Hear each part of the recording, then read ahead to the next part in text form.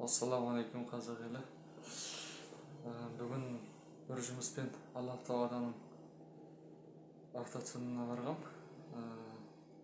Сол жерде жүргенде чүлдеп андай сусын шығаратын аппараттың қасына барып кофе ішейік деп бардық.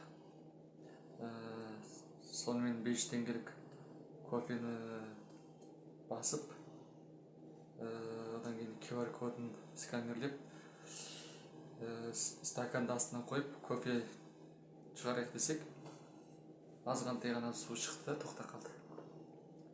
Сонымен не істерімізді білмей аң-таң қалдық. Сонымен аппараттың бетін қарасақ, колл-центрдің телефон нөмірлері бар екен. Соған телефон соқтық. Сонымен о жерде біреуіне телефон соқсақ, ол орысша сөйлейді екен, ол адам қазақша білмейді екен. Сонымен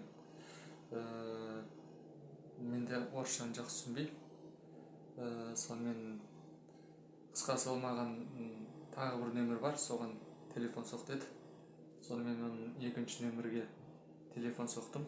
Ол телефон нөмір жабық. Сонымен қайтадан бірінші телефон нөмірге чалдым. Ол көтерді. Сонымен қысқасы менің айтқанымды түсінді.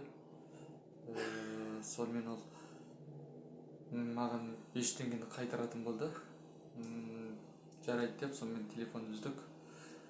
Сонымен кеш батты. Қысқасы қайтарған жоқ ақшаны. Осы туралы не дейсіздер? Жалпы осылай 5 теңге ол аз ақша, бірақ та осындай қаншама адамнан өстіп ақшаны жинап алатын болса, ол қанша табыс табады олар, заңсыз.